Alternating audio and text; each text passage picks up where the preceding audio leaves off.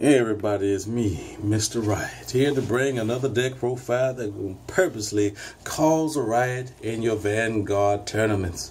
But with this particular build, this is not one of those decks. It's more for casual players and those who are trying to introduce themselves into the game with little to no money to really invest into those top tier decks. This is Maiden of Physalis, one of the starters for Nectar. Basically with this, you boost and the attack hits the Vanguard, you put it into the soul, search top 5 for a grade 1, call it to rear at rest.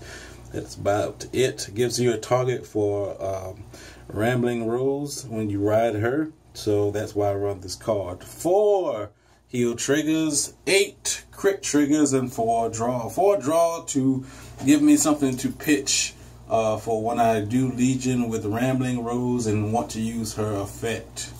And you know, for PGs, I get to at least use my draw triggers and, you know, Legion them back into the deck. 4 regular PGs for no particular reason outside of living. 2 Maiden of Counter to give cards with the same, up to 4 cards with the same name, 5,000 apiece. Very handy for pushing very big numbers. Got 4 Stride Father just to, you know, get off the cards that I do have that are GB specific. 4 Hollyhock Knight for when I'm in Legion and I have one of my Vanguards on rear guard, or a rear guard with the same name as a unit on my Vanguard circle. This card gets +2. So at best it can be an 11k attacker or 11k booster. Then for my choose, I have 3 flower screens. She takes on the name of said card. Should you pay the cost of putting a normal unit from your drop zone to the top of your deck and shuffling. So she would definitely be better at 4, just because, you know, she's that good of a card.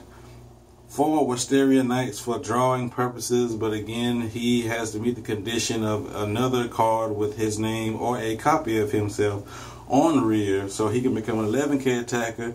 Should he hit the Vanguard, kind of blast 1 draw card. So yeah. And 4 Emerald Souls. Emerald Soul is a very old card. When you ride or call him to rear circle, you check the top card of your deck. Should it be a 1 or 2, or grade 1 or 2, call it to rear, and you know, if it's not, then shuffle your deck. Really helps flood the field should you get that lucky. If not, then, you know, Trailing Rose's effect would be very good with this card, because you can call an extra attacker or attackers. You know, because you don't have it's a very luck base is all I can really get at. For my 3s, of course, 4. Hold on.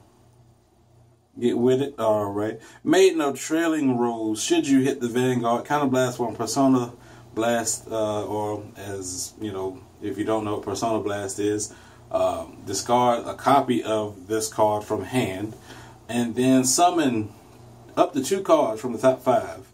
So again, if you just so happen to get lucky with 2 Emerald Souls, you can call 2 fresh columns in a way, but Emerald Soul is only a 7k, so there's that. How do you get cards like Trailing Rose to your hand? Is by her Legion Revival, Maiden of Rambling Rose. First, we get to her second skill, which is when you place this card on Vanguard Circle, Soul Blast 2, choose a grade 1 or less rear guard, call it from the deck to rear circle, shuffle your deck. So in turn, it's a free call should you have a grade 1 that didn't get sniped, locked, or what have you. In her Legion skill, discard a card, search your deck for this or this, reveal them both to your opponent. Call 1 to rear and put the other one in your hand. Obviously, you're going to call this to your hand and call this to the field. So that is a very, very easy way to get you know, Trailing Rose to hand. That is pretty much all the Legion does, is just, you know, bet. both skills go off, so should you hit, you already got a trailing rose in hand. That way you can summon up to 2 more attackers from the deck, from the top 5. So going to strides. Running 2 of Jingle Flower Dragon. Jingle Flower is your finisher. Should you have your field set up prior to flipping him up. Obviously he's going to be like a 2nd or a 3rd or 4th strat, whatever the situation is, but he's never to be your 1st strat because he requires 2 or more face up in the G zone. So once you have your field set up of rear guards with the same name as any other card, or having multiples of the same card on the field, flip this up, choose that one card that has that you have multiples of, and your field goes up 2 per copy each card. So you have 2 copies of the same card, then everything gets +4. You have 2 flower screens and 3 Hollyhock Knights in the back. Those flower screens take on Hollyhock's Knight prior to you activating this skill, then everything gets +10. So you can really start pushing up numbers. Not only that, but should you want to use flower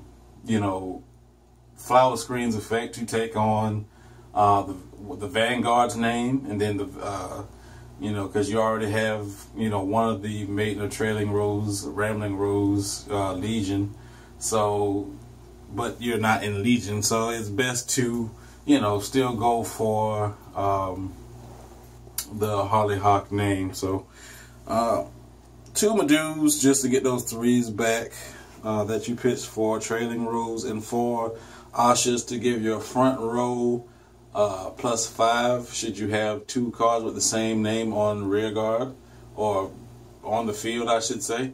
And if there's 2 or more face up in the G zone, you also get to freely call a unit of your choosing from on the rear circle from your deck and give it +2. So it's like a Ranunculus Asha grade 3 minus the counterblast cost.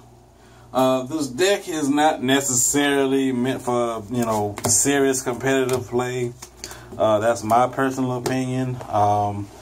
You can go to do casual play, which is not bad. If for those who are just getting into the game, is a relatively inexpensive deck to build, outside of the strats, of course. So if you're just running the Legion, the Trailing Roses may cost you the most, but outside of that, everything is relatively inexpensive. So hopefully you guys have a fantastic day and cause a riot on the battlefield.